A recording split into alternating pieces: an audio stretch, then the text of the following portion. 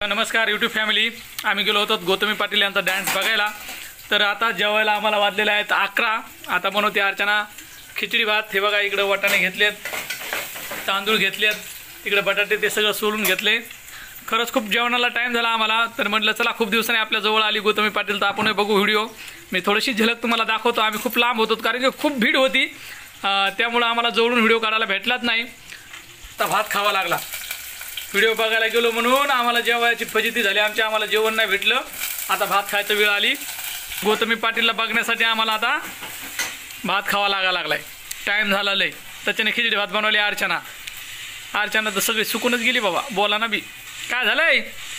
काय बोलायचंय तुम्हाला? काय थोडी घरी येऊन स्वयंपाक करायचा आहे? हां,